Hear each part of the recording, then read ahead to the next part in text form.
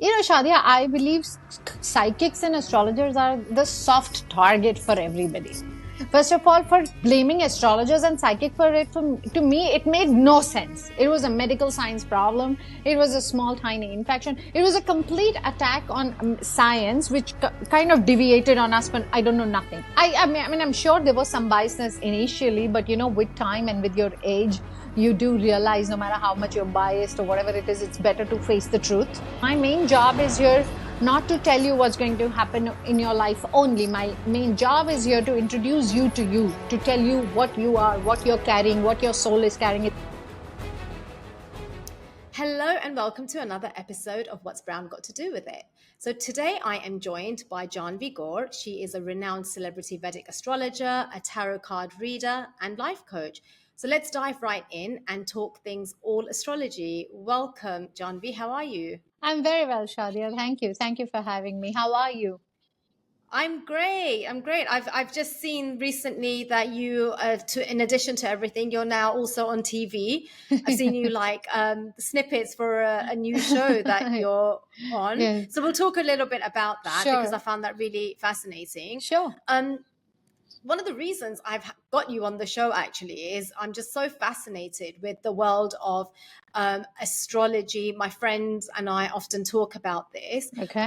Everyone has a very different outlook when it comes to astrology. Some of it is very religious driven, some of it is very cultural driven, but everyone has an opinion on it. They're Absolutely. either very much I believe in it or I'm just completely against it. You can love it, you can hate it, you can't ignore it. That's for sure. But this is it. And when we do talk about like even the history of astrology, it does even myself, like as a Muslim, I was talking to a friend this morning about this and I said, even back in the day, like, centuries ago, the planetary positions, everything was actually taken into account. So astrology has existed in all facets and aspects of life from centuries. But let's talk about you and how did you actually get into astrology? Like, when did you discover this unique talent of yours? Shadia, I'm born in a very psychic bloodline. So, I don't know if I ever discovered it because being very intuitive, feeling the energy, having a sense of what's going to happen was actually way more when I was a child. So I never really knew that I'm discovering something because this was it. I was born with this and I was just doing it. So I actually, I can't differentiate and say that, oh, life was this and then I did this and it became that. Like, astrology is pure science and one studies it. But to be born as a psychic is a different story. Every astrologer is not born psychic. So, I was just doing my thing, minding my own business, knowing things and talk kind of connecting with the energies and sometimes connecting with not so good energies and life I can just tell you one thing for sure, that life of a psychic is just not easy. But when I was working in Dubai, working for a multinational, very happy, as I said, minding my own business, happy. But you just still know that you're not fulfilling your purpose. Even in a very young age, you're achieving a lot, you're receiving a lot, you're having a good salary, buying a new car, getting married to the guy you want to get married, everything is going on, but you're so much all over the place because you're still not on the purpose. And that's what kept me going. But at the age of 22, when I had my son, and it's actually then I could feel my purpose is activated, and I was so drawn to this holistic world, this whole paranormal world, that there was just no looking back after that. It said, it is a belief that a mother creates a child in the womb, and in the womb a child repairs the mother. So it is that kind of a repair that I actually felt that my soul, my body and my mind needed, that I got at that very strong transition of my life. And there was the healer in me was awakened with that experience. And then there was, of course, no looking back. And when I mean, I never studied astrology. Why would I lie? I don't even have a single astrology book in my house, or I never attended any course. But yes, when I started opening charts and, with the software, and I started seeing the horoscopes and everything, I absolutely knew what was going on. The planets were talking to me. I have my own interpretation. I have my own sense. And, maybe I've been astrologer in many, many, many past lives. So it was just too easy for me. It just came easy. Whether I started tarot reading, or I started this, became a healer, did SRT. I didn't struggle. I just followed my own path, of course, not the conventional way, but I just did what my soul was telling me, because probably, as I said, my soul has done this in many, many, many lives, and I think has done it on many other planets also. Sometimes I just totally feel that. Yeah, so that's my story. So when okay, let's talk about the different types of astrology, because I don't even know any of this. There are many. You're a Vedic astrologer. What does that actually entail? See, Vedic astrology is very, very ancient. It's from the Hindu culture, a Hindu lifestyle. And, the planet, we have 9 planets, and what is the distance of the planets, and what do the planets represent? This was all the science just discovered this a few hundred years ago. But if you read Vedic astrology, which was like maybe 5,000 years old, 10,000, nobody knows really, because even the archaeologists don't know how old those books are or those research are. I mean, we have always known these planets. We've known actually more planets and more nakshatras and stars and everything, and with exact distance. And also it's a very, very, very ancient science. And like how we have in your English astrology, in your Western astrology, we all go through the sun signs, or we go through the zodiac sign. And in Hindu Vedic astrology, we go through the moon sign. We open a chart and we see where the moon sits. Because what is moon? Moon represents mother, and your journey begins from the womb. When you go in your mother's womb, that's where the journey begins. So our whole entire study begins from where the moon is placed, and of course then the rest of the planetary positions and their aspects and their effects on your entire lifetime and your destiny. Right. Okay, that makes sense. And then how does that? So then where did the tarot come? Where did the tarot cards come in to it? You never are actually looking for something, because once you're on your path, on your purpose, whatever is on your purpose, you just, like you are going from Dubai to Abu Dhabi, and if you have to fill gas, you will hit a gas station, and it's there. So on your journey, when you're a spiritual person or you're a healer, these are all destined things. They are just on your journey. Honestly, I'll tell you, when I started, it was Vastu, actually. Vastu Shastra, which was like the directional signs, how northeast, southwest affects our house and our life. And then before I even know it, I am in India, and I'm hearing about these tarot reading, which is a very new thing in the early 2000s, and I just picked up one deck, like from, I don't know, you must have heard of Osho. So the Osho's spiritual showroom had just opened in Delhi, and I saw there was Osho tarot cards. So I don't read the normal tarot cards, which like the cups and wands and all. I don't read that. I've never studied it, so I don't even know how people read that. I can't read it. If you'll give me that deck, I don't know how to read it. It's just that what my soul was drawn to, that Osho deck, and I picked that deck. And then I don't know if I do anything. I just have the deck. Then I started the reading, and it was happening. What I was saying was there. What I was seeing, I was interpreting, and it was happening. So I mean, one way I can tell you, once you follow the path, I can honestly tell you, Shadi, that you don't struggle. And I didn't struggle. Like a lot of people tell me, like, I've come a long way, and I do this, and I do a lot of TV shows and radio shows, and people like to introduce like how much I've worked hard and struggled. And no, I actually haven't. I haven't worked hard. I haven't struggled. I just have followed my purpose. And, when you follow your purpose, the destiny is already, kept everything there for you. You just have to, just surrender and keep following whether things happen. Then that happened, then astrology, then numerology, and there's like, the soul is every day so hungry to, enjoying the journey. No, I'm not at all excited to know what the destination will be, because I'm so enjoying the journey. Then I became the SRT therapist, and then I I actually trembled upon Chinese astrology. I didn't even really know I was what. about to just talk about that. Yeah, it's just stumbled on it. I just met this beautiful Arab lady. She's a lovely soul. And she came to me for a reading. And she actually was so intrigued after I did her reading and all. She just said, "Can I ask you your date of birth?" And I told her my date of birth. And she said, "Oh, you're a rabbit year born." I said, "I've heard of that." Yeah.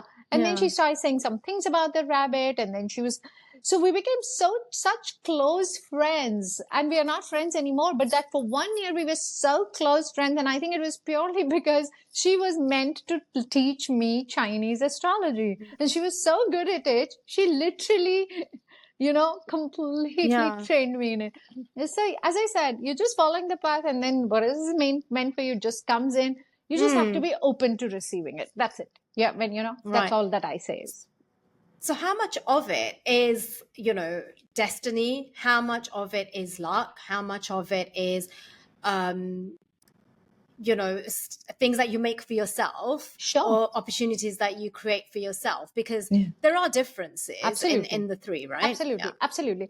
See, it is, we are in our Hindu mythology, we believe that we are in Kali Yuga, which is called Kali Yuga, the dark phase. Okay.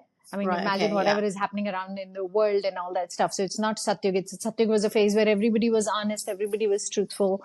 And Kali Yuga is the place where you have your own enemy is somewhere within you, and you have to every day fight in order to strive that salvation and that heaven and all that stuff. Anyway, so destiny definitely plays a very big part, because the minute you're born, your planetary position is set. Your chart is set. So a child who's just born maybe for 2 minutes has no karma involved. Is not really chosen. It's not his hand in this is my parents and that'll might be my house and this school will I go to. Right. But having said that, he's still there because there's a destiny plan for that soul. Right. Okay. So now we have, so our luck is 100% luck is divided into three parts of our life. Our 33% is the planetary position that we are born in. That's our chart. Right. Okay. The next 33% is the energy base that we live in. If we live in a lucky house, if we live in a good Vastu house, if we are associated with good people, if our energies are clean, we are constantly into, good kind of surrounding and good circle. And, people could be born as lucky as you want. They could be millionaires and billionaires. But you and I know how many people just completely by their, energy cycle, they ruin that, where they get into different substances or different kind of lifestyle and that kind of just, so the energy, meeting good energy and living in good energy, feng shui house, vastu house, that. The rest is 33% is your karma luck. It's your karma, your decision making, your free will. Okay. The planet can absolutely create a scenario for you. But what you're going to do about that scenario is your karmic life. Right. Like I am a huge karma fan, and I totally surrender to destiny, and I try to keep my energy as positive as possible. But I do embrace all three in my life. I don't want to I don't think you cannot make a better cocktail if you miss one of them also. So, in that case, what you do is like astrology, like sometimes your planet position is not so good. It's not working out. You and I have been in touch, and I've just recently gone through some health issues and all. It is there in my planetary position. But I have to karmically make sure that my energy field is fine. I am in the most positive energies. I'm praying, I'm meditating, I'm getting my energy field. And karmically, I'm getting my medical treatment as much as required. Choose the right doctor, do my research and all. Because the planet is supposed to give you that challenge at this point. Yeah. Right. So that actually was one of my questions, and you've just touched upon it. And that is, how much of it can you see for yourself or for your loved ones? Is there a biasness? I mean, I remember around COVID time, there was a huge discussion when it was kind of said that, well, if, astrologers or psychics were so great, then wouldn't they have predicted that, COVID was going to happen? And if that was the case, then could it have been prevented? I mean, how much of that to you is true, and how much of that do you believe in? Shadia, I believe psychics and astrologers are the soft target for everybody. First of all, for blaming astrologers and psychic for it, to me, it made no sense. It was a medical science problem. It was a small, tiny infection. It was a complete attack on science, which kind of deviated on us, but I don't know nothing. A. Second, who is listening to psychics and astrologers and remembering it? Please tell me. Yeah. I've seen a gazillion YouTube videos where people had predicted a similar scenario like COVID, like where a global thing will happen and all. Many years, for 5 years ago, even Nostradamus and all, they were there. Like in 2020, we'll go through this. I myself had made a prediction. I made a video on Instagram where I had said that Saturn comes into Saturn every 30 years. Saturn comes into Saturn for 5 years, and it disturbs the planet for 5 years. It started in 2020. It is going to stop in 2025. And you and I don't need to even discuss what's happening to the globe, even if COVID is gone. And this happened 30 years ago, 1990 to 1995. We had Gulf War. We had crazy things happening in India and different countries. Before that, it happened in 1960 to 1965, 1930 to 1935. That's a pattern of Saturn. Oh, wow. Yeah. So we have made a lot of videos on that. Who remembers it? Who is literally nobody? But you know what? And even if they've heard it, even if you've heard it, you'll have.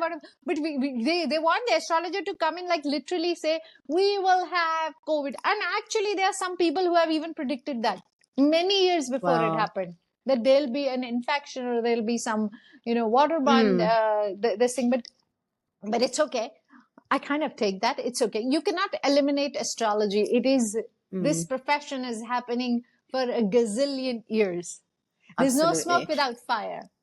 You cannot eliminate it. So going back to, my initial question was, how do you use this on a day-to-day, like in your daily life or with your son, with your loved ones?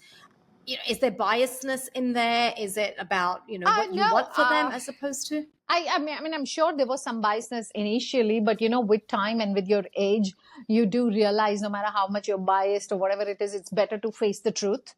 Yes, I do tarot for my son. In fact, right before we started this podcast, my son did have a spread and he just asked me a quick question and my tarot was in front and I told him what I had to tell him. So, but yes, with time and as I said, with age and with more surrendering that comes to you, sometimes I do see certain things that I really would not like to see, but I have to say them the way they are. Like, for example, my health aspect is here. I was very much mentally prepared for this planetary position to force me. Like I'm born in a rabbit ear. This is a rabbit ear. And I am really transforming physically. There are a lot of challenges that my inner rabbit is throwing at me. Of course, for the highest good. Yes, I do believe that the universe is not unfair. Sometimes things may come across not very pleasant, but it's still for some fairness and some, way to transform us or evolve us as a person. So, but yeah, you just have to face the truth and you have to be like, okay, this is what it is. What is the best I can do about it? Like, I honestly tell you, I do weekly predictions, every Friday. So when I do them and I absolutely walk on the path, like whatever, I'll pull the cards for Cancerian and I'm like, okay, this is going to be my week. And that is absolutely my week. Right. It's the faith system. I just have so much belief in my soul and I have so much belief in the cards that my soul picked up. I just don't even double question it or don't doubt it one bit. So do you have, when we talk about your belief in, your cards and your soul, but what about other people? Because this is twofold, right? Yeah. One is you probably get clients who just solely rely on you and your predictions. Yeah. And how much of that, then are you able to tolerate or draw your own boundaries to say, no, I'm absolutely fine. I'm absolutely fine. Some people are exclusive, when for example, some people are very exclusive to a brand when they go to a mall. Okay. This is the brand I'm in, but some people wear all the brands. I'm fine with that. I'm absolutely fine with that. You buy my 1 hour, in my that 1 hour, that fees that you've paid me, I'm going to be 100% honest. I'm going to give you my best work. But I'm okay if you want to meet some other psychics. In fact, sometimes people do ask me for a second opinion, and I'm very happy to share my other colleagues' numbers. Like I myself go to a coffee cup reader. I have a few astrologers in my life. Sometimes I take their help, or I consult with them also. And I'm like, you know what? Okay, this is what I can read, but what can you read? Because even if you've heard about religious books, whether you read Bhagavad Gita, you read Quran, you read Bible, it's said that every human that reads that book has a different interpretation. So I'm very happy to know the interpretation. If somebody is reading my chart and I'm reading my chart, I would like to know what you are reading about it, because clearly I may not be able to read that. So yeah, I mean, I'm very open to it. I love it. I love my community and I like to promote it. Yes, having said that, there are good and bad people in every profession. Yeah. And for some people, astrology is or tarot reading, for some people it's really serious guidance. They don't even need it, but they like to be a little top of the things and they want guidance. Some people come to us to repair whatever is going on. Some people literally, I sometimes feel we are like fashion mall or something. We are like a mall. It's just okay, you have to spend your money, so why not? It's fun. So it's fine in every aspect. As far as I am doing my job well, I am not bothered what is on your mind about me. I'm answerable to myself. I sleep with my consciousness, and that's all that I want to keep that as short and as close as possible. Not a people pleaser at all. But what is it about, about those kind of people who do rely on it solely, who a day doesn't go by that they don't rely? Yeah, I mean, how does that pan out, like in the real world? And I'm kind of sorry, I'm just going to bring this into a little bit of the aspect we touched upon at the beginning about religion. That, there is then the question about, are you believing in God or are you believing in your astrologer? Because you as an astrologer, I know this for a fact, are a huge believer in God. Absolutely. And so how do you navigate through those kind of situations? See how, when, of course, we all, God is not somewhere outside or in a particular place. God is within you. I'm a huge and the only believer of this, that he's within you. And I love praying. It's one of the things I love. I don't do it out of fear. Praying for me is purely out of love. Now, when we are humans and we are sent by God on this planet for a very humanly experience, all spiritual beings are here on a humanly experience. When we fall sick, we're not like, oh, am I going to rely on the doctor because I pray to God? No. Because God has made a lot of tools also to run this planet. We are a lot of us, with their restaurants and chefs and teachers. Then of course, then everybody should, why do we even go to school? Why do we have teachers? Our religious book is teaching us everything actually, that we need to know for survival. But if we all start thinking like that about all the professions, the planet is going to come to a standstill. Okay, because God has put himself in each one of us. We are 8 billion of us and we all have his creativity. He created us, so of course we are a part of his creation, and his creativity is in us, and we all are fulfilling our purpose, and we all are benefiting from each other's purpose. So when you fall sick, you rely on a doctor. When you are shaken energy wise, you go to a healer. It's just that. And if for some of them, I tell you, a lot of my clients, they actually say that it works like a therapy for them.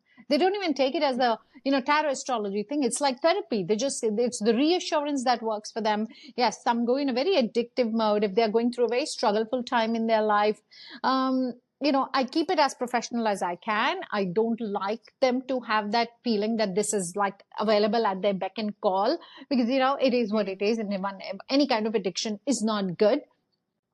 Having said that, I mean, if they are receiving it in a positive thing, if I kind of see that my client or a person who is consulting me is evolving and understanding what I'm trying to tell them, because my main job is here not to tell you what's going to happen in your life only. My main job is here to introduce you, to tell you what you are, what you're carrying, what your soul is carrying, what is your soul print.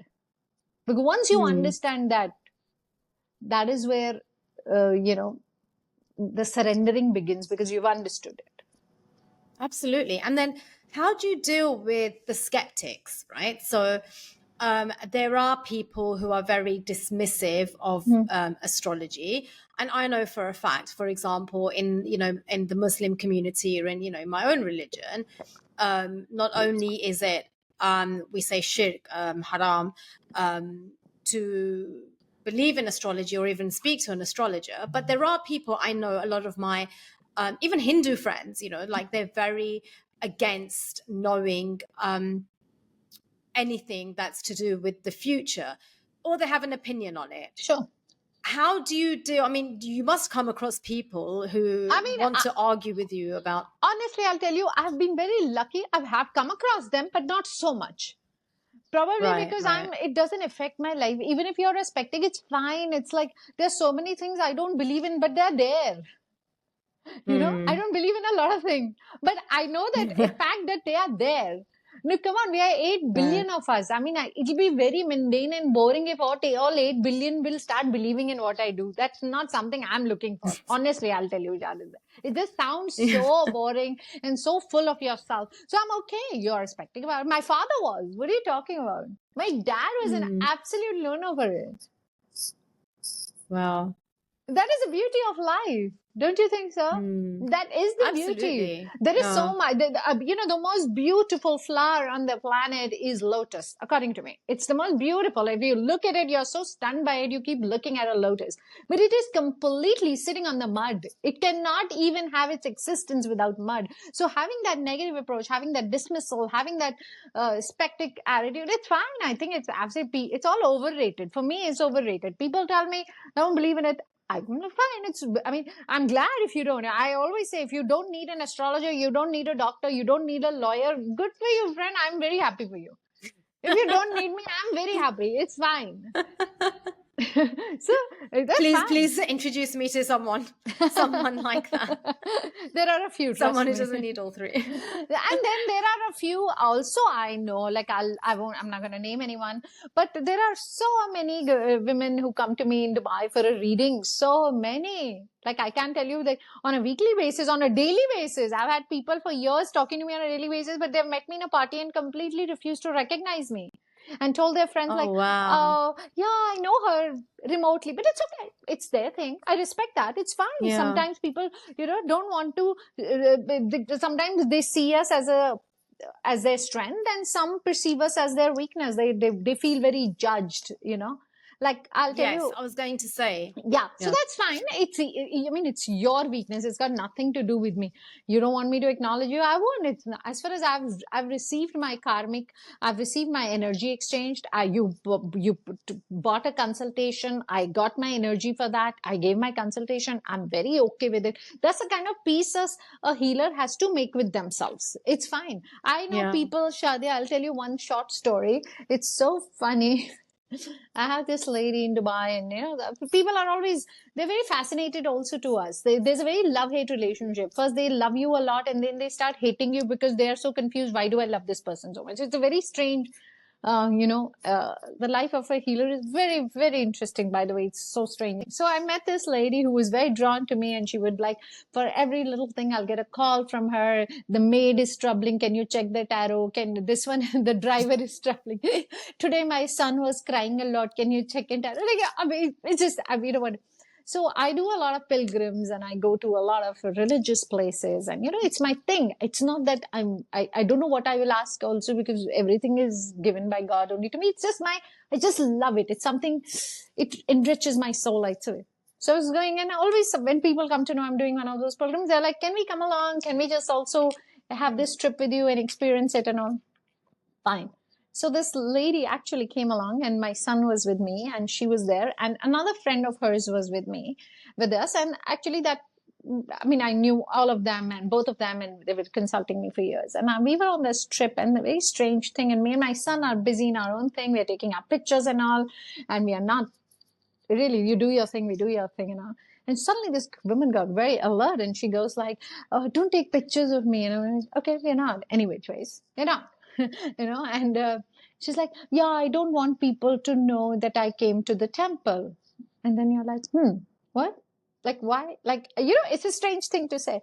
No, because, then people gossip, oh, she's visiting temples and all. Surely she has problems in life. And that day, my son helped me and he's like, Mom, people are so scared of admitting God in their life. They go to a temple. Wow. They're very happy. Oh, I go to Zuma. I go to Namos. That's what they want to post. Yeah, lovely. I go to these restaurants. Very nice. I go to LPM. I go to this. I go to that. But, I went to temple. What will people think? I went to God. Oh my God. So, how can you feel bad about these things? How is it possible? You just feel so sad, and you feel like, oh, well, then it's a good thing. I feel like maybe level of God where you are probably too precious and people don't want to kind of, they just want to keep it secretive. But that's actually probably a point, and it's really sad as well, right? That that I don't even want to judge them that way. Yeah, but I don't know which mentality are they coming from. I don't know their social life. I don't know what do they deal with their social group every day. Maybe they do live with such judgmental people, and that social life is important for them. I'm not judging them. I didn't feel I didn't look down upon that woman when she said that. But you know what? The best thing is just to accept and coexist with each other. Yeah, of course. That's all. But it is a bit of a taboo. And what's interesting is that in the Western world, people are very open about, oh, I go to an astrologer and I'll go to a tarot reader. And it's almost like, they'll have tarot parties. But with South Asians, it's still very much, like a taboo or behind the scenes. And don't take pictures. I find that disparity so fascinating. Yeah. That on one hand, like, for example, yoga was in India, okay? A few decades ago, no, India, oh, you do yoga, oh, you're so old-fashioned. But when it went to Western and now everybody wants to do yoga because it's the in thing, it's fine. I mean, as I just said, you know what?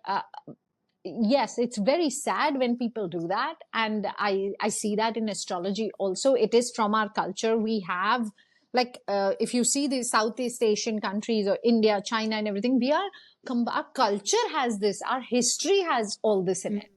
Okay, we have like in our books, in mythology books, it's a very, very sacred and a very solid part, the planetary position and their aspects and how they help us and how we are kind of understand them. I think it's beautiful to understand this whole cosmos and this whole universe and all.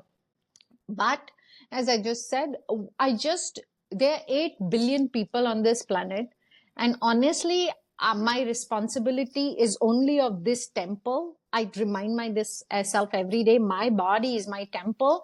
So I'm just going to take care of my mind and my heart and my soul and my body parts, because my job is just to keep this temple correct.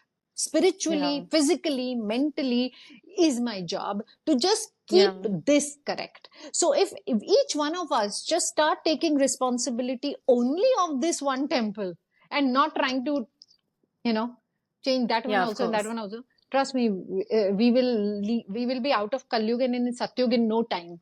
In no time. Because then I'm going to remember this. I'm going to remember Kalyug.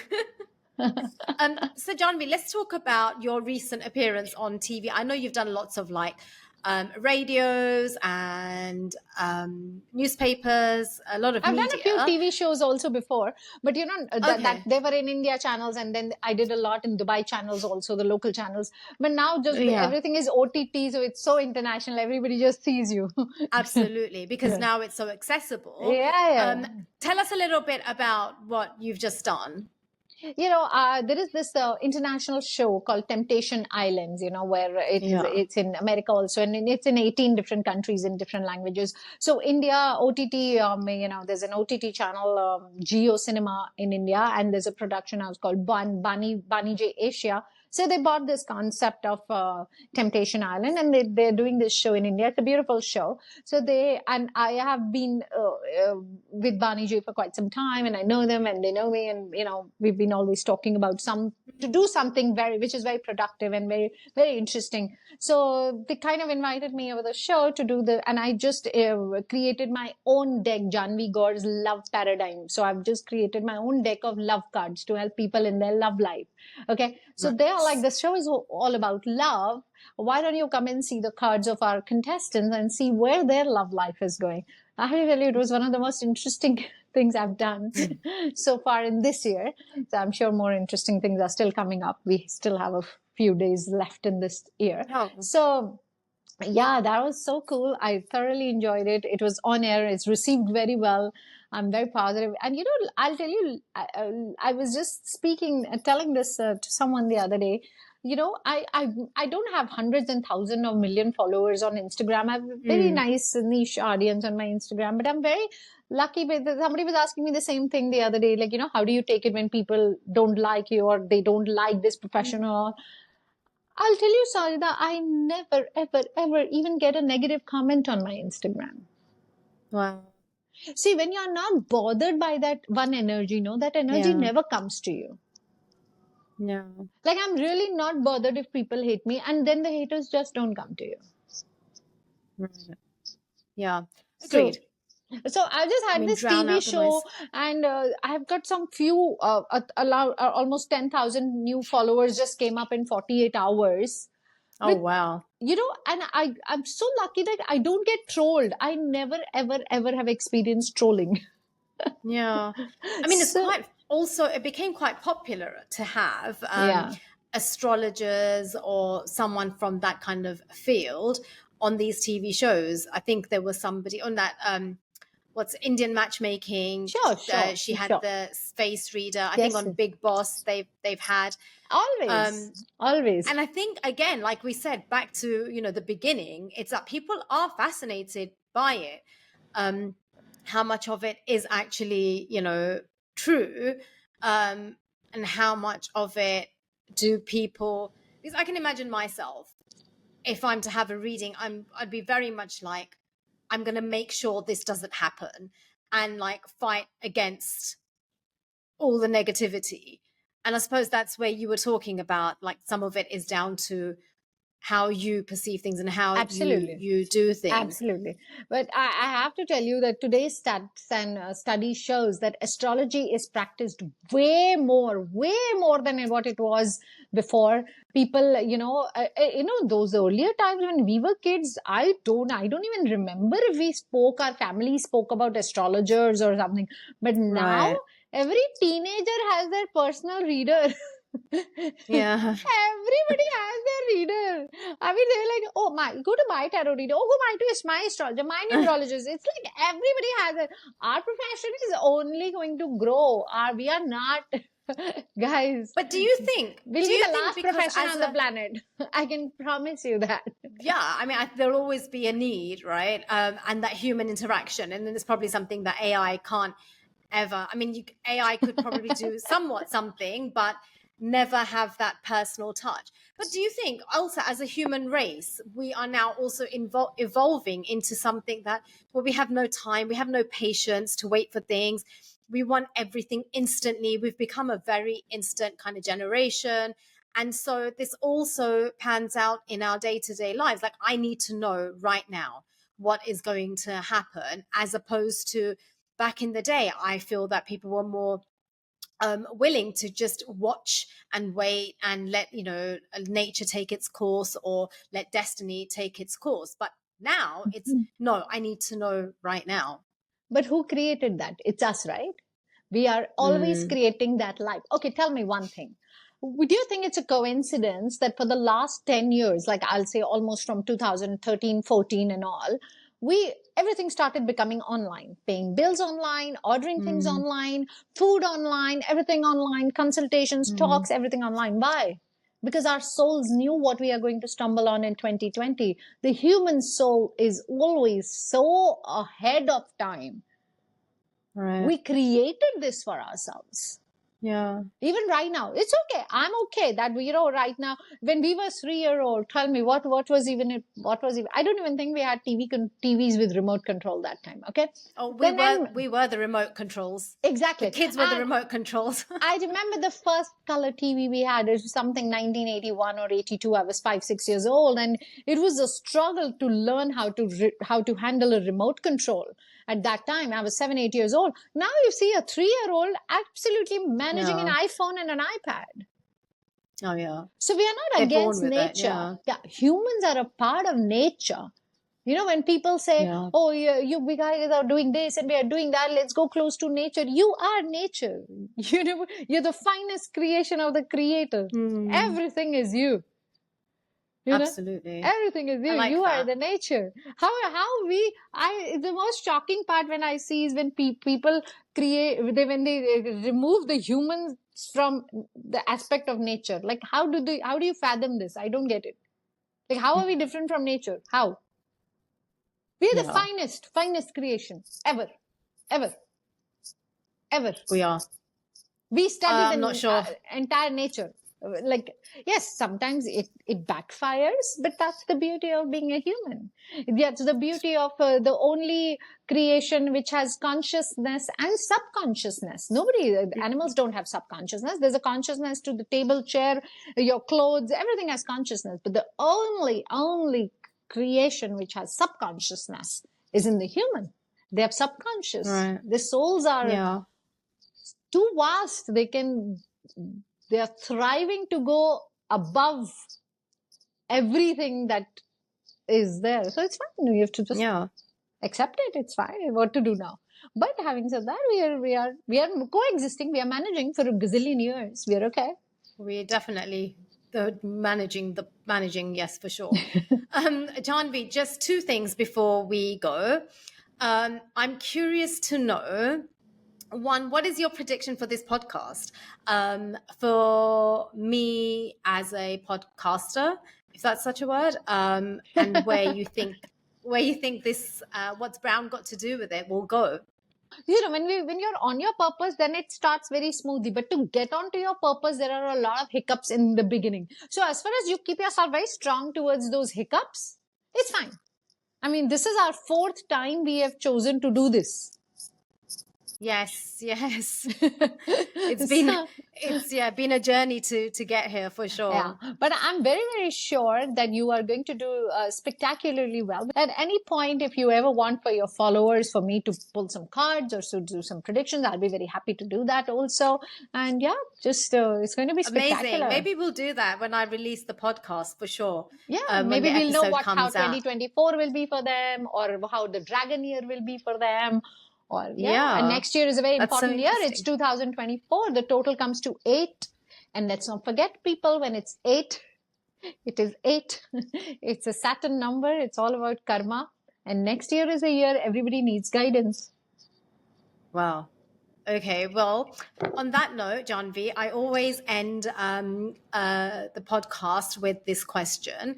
And that is, what's brown got to do with it for you? So what does being brown mean to you? You know, we can talk about in terms of astrology, in terms of, you know, your personal thoughts on that. How does what's brown got to do with it relate to you? You know, what's brown? I mean, I'm sure you're talking about my skin tone, or, you know, brown people, we brown people. Is that what you're talking South about? Asians. Yeah. So, now it's a very strange thing you say that. So for me, it's extremely unique in a very unique way, because though we are Indians, but my father was as white as Britishers. And so are my other 2 sisters. In fact, my 2 sisters were always mixed up. Like, people will ask them, are you Lebanese? Are you Iranis? So for me, what brown means is to be very unique, because I was the only one born brown. Right. Okay? Wow. And, you know, if you'll see my husband also, he looks exactly like he's an American guy with gray eyes and absolutely white skin. Wow. So for me, brown is very unique. Love it. I love that.